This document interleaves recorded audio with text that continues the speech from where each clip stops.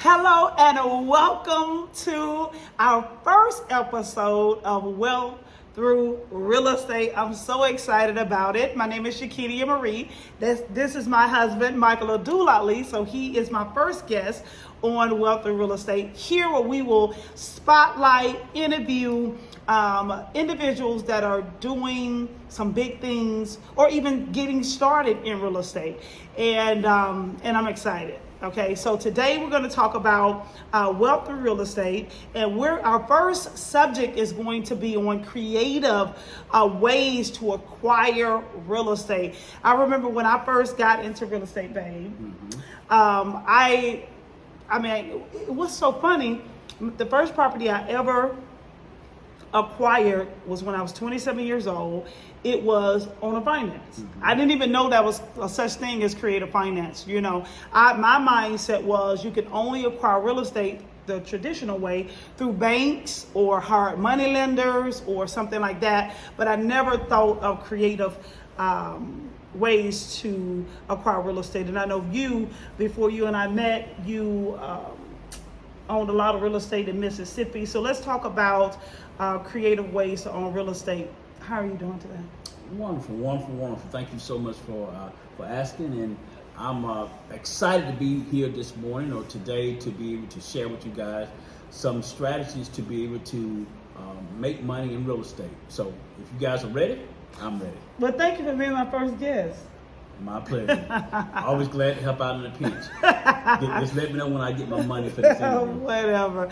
Okay, so what drove you to invest in real estate when you first got started years ago? Well, we all have heard the saying about real estate, you can make money in real estate. And so initially when I got started in real estate, there was an infomercial on television about a gentleman named Carlton Sheets. And I think he's no longer on television, but I bought his course many times every year, probably about 3 or 4 years in a row. I bought it until I finally had the courage to step out and get involved in real estate. And my primary reason for doing that simply was because I wanted to get rich. Okay, so my next question I want to ask you, so you stepped out. I like when you use the word courage. I like that you decided to go ahead and take the leap, because a lot of times people hesitate and they wait.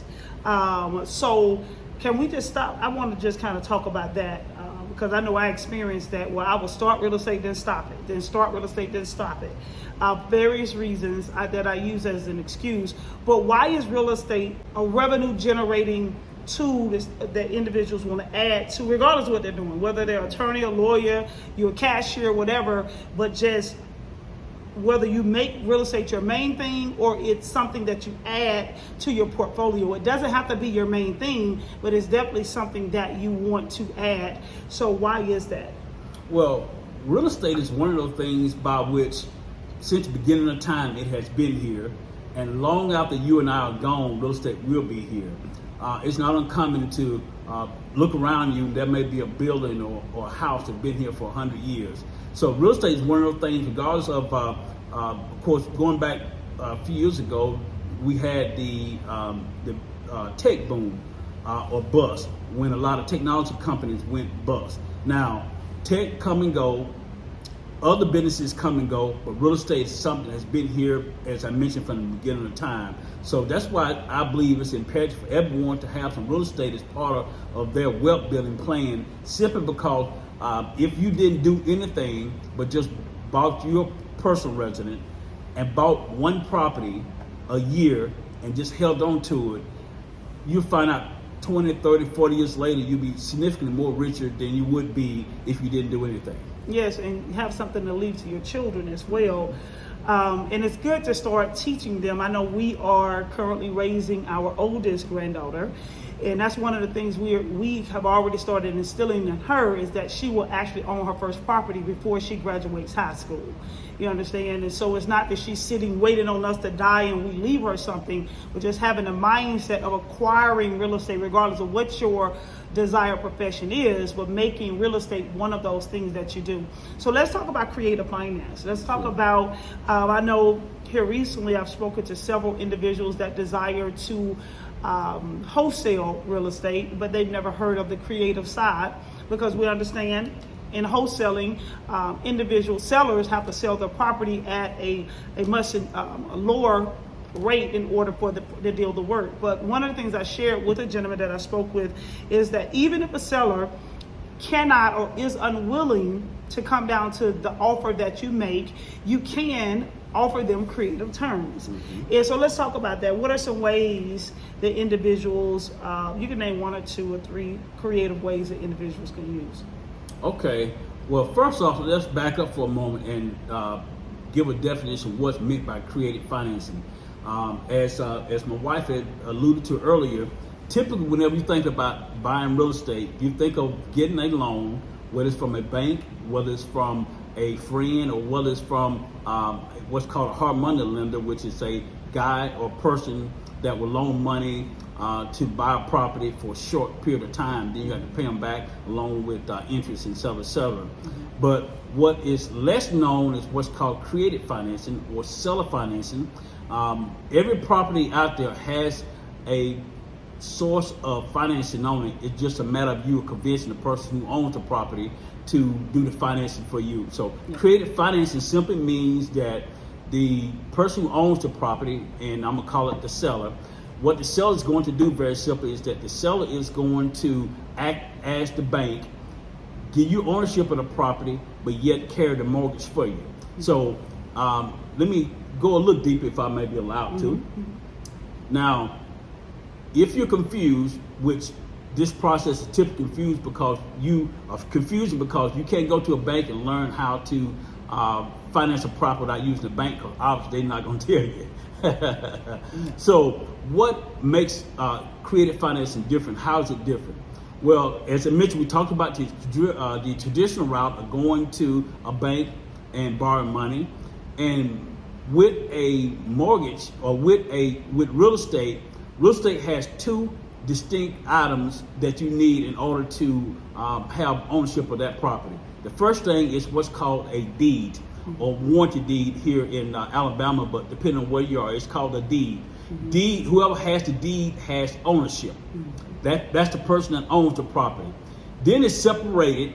It's not combined like you would a car. It's separated, and the second item is what is called a lien, or depending on where you are, where you live, it's either called a mortgage or a deed of trust. It's commonly referred to as a mortgage.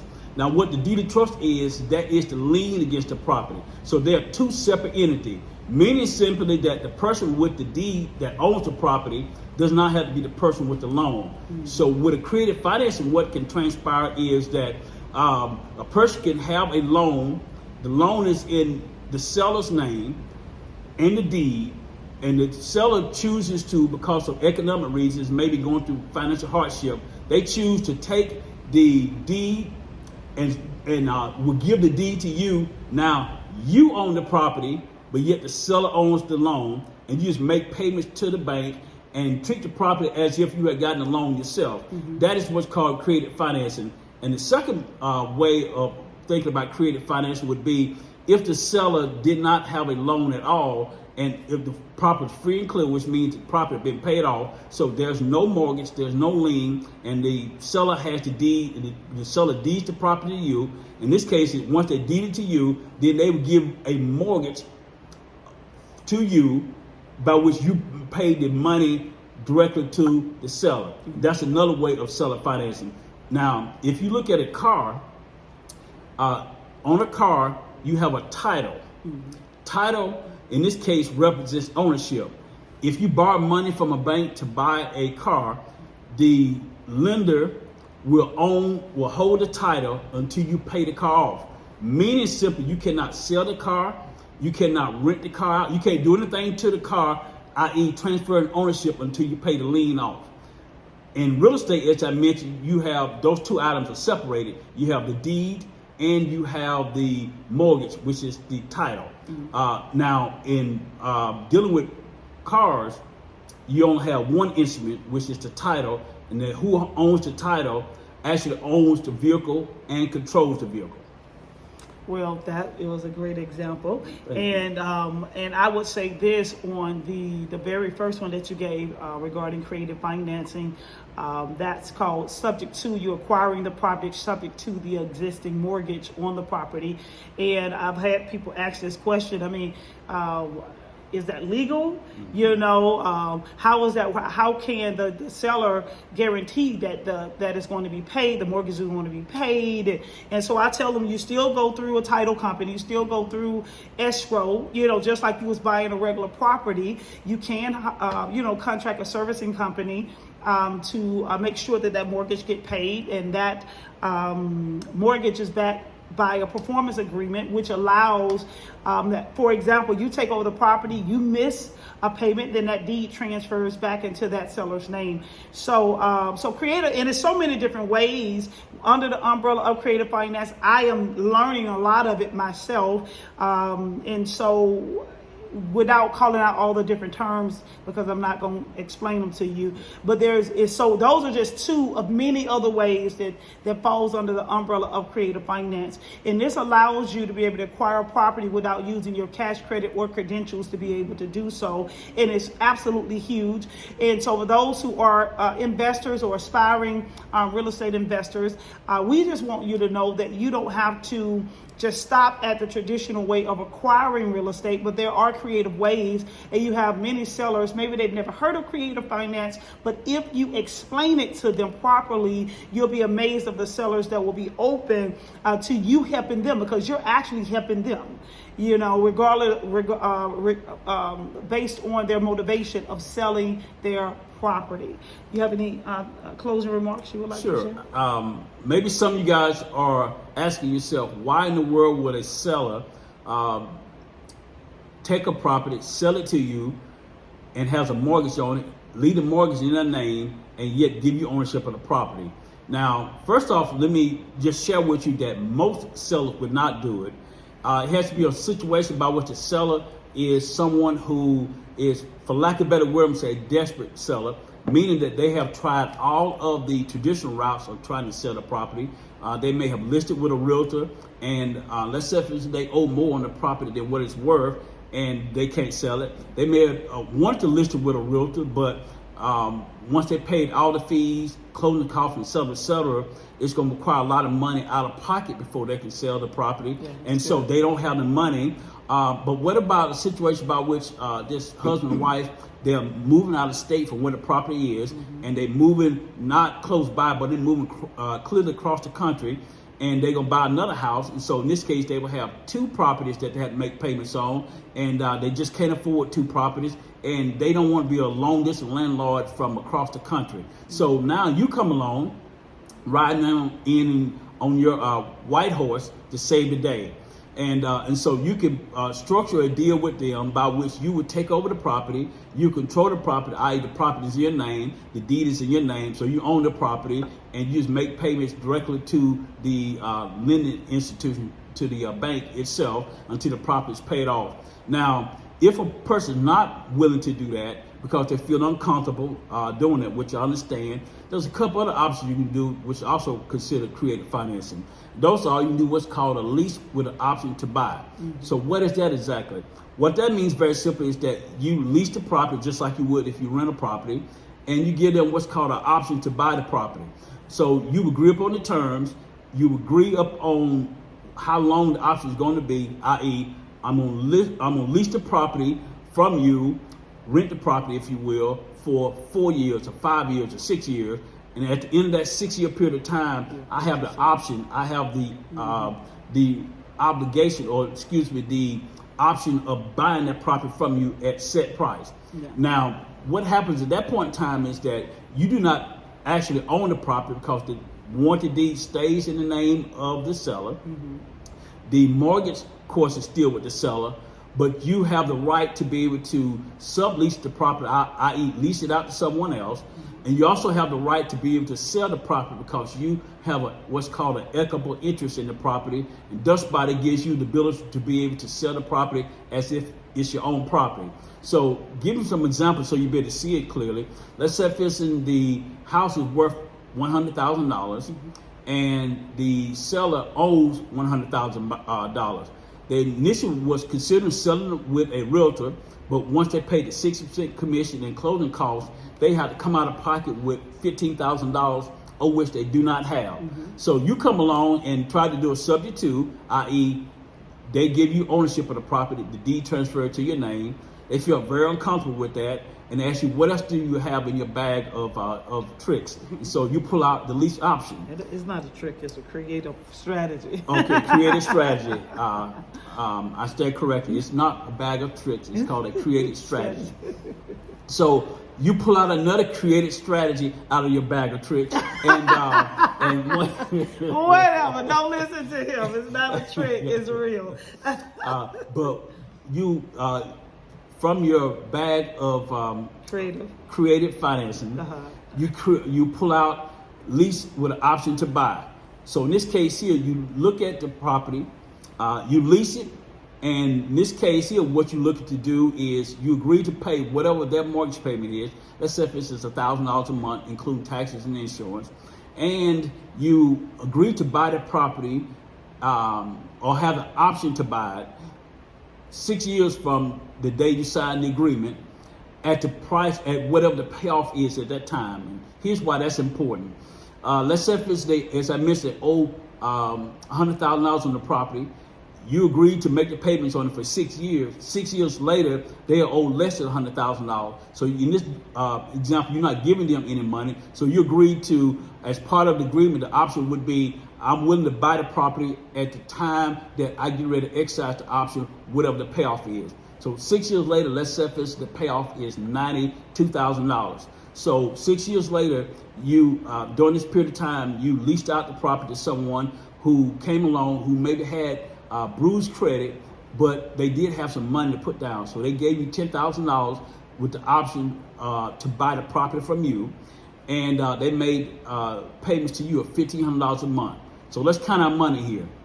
So your lease payment was $1,000, and the lease payment to your tenant buyer is $1,500. So you have $1,500.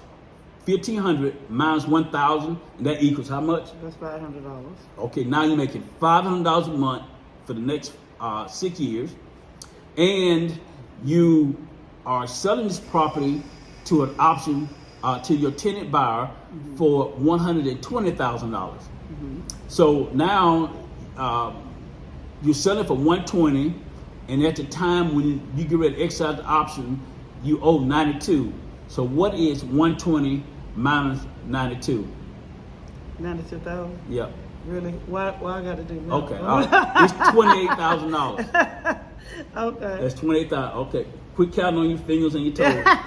It's $28,000. You're so funny.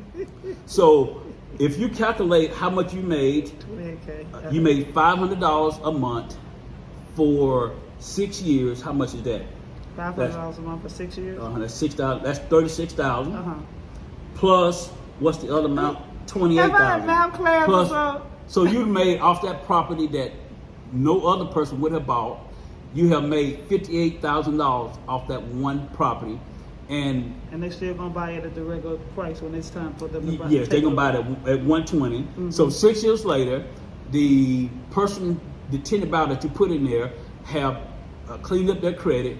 They go to a mortgage company and they buy the property from you for for $120,000, and they put down 10. So I said 58. So it's actually 48 because they gave you $10,000 up front. So you got $10,000 up front.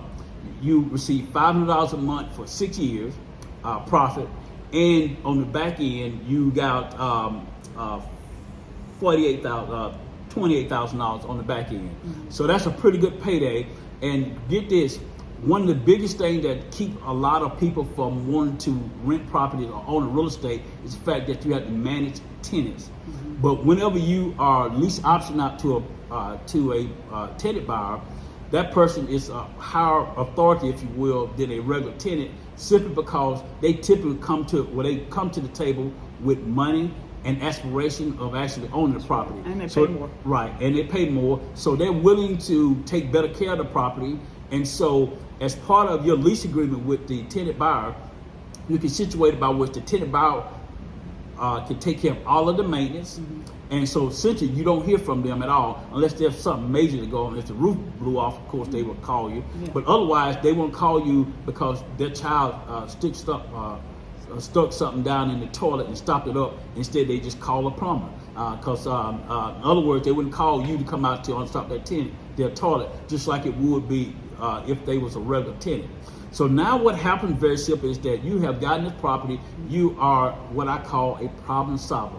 You are a difference maker. So now you have changed the life of the seller, who otherwise perhaps would have had that property go into foreclosure, which would have destroyed the community, destroyed the value of the properties in that community. Second thing is that you have changed the life of the person that you put in the property, the tenant buyer, because they, during the process of them, while they're building their credit and reestablishing themselves, they're living in a beautiful house, in a beautiful community. Their kids can now go to a great school because you gave them a chance to be able to change their life. And lastly, of course, you would have changed your family in that you have made money along the way, passively, if you will, while you are on the journey of learning to do more. So now your only job will be just go out and do more and more and more. Then one day you wake up and you'll be RICH, which is Wealth through real estate. okay, wealth through real estate. I thought that spelled rich, but well, I'm gonna go with what she said. Wealth through RICH means wealth through real estate. That's the name of the podcast. Okay. Wealth through real estate. I got it. Yes, I just didn't get the memo. You didn't get it. He didn't get it. He didn't get it. No, you didn't send it to me. That you did a phenomenal job in explaining those three different options. I hope he said at least one thing. Well, he did most of the talking, but he's my guest. And I hope we said at least one thing that you can put into your toolkit and you can apply and implement. And so just continue to make real estate one of those options to building wealth through real estate. Have a great one.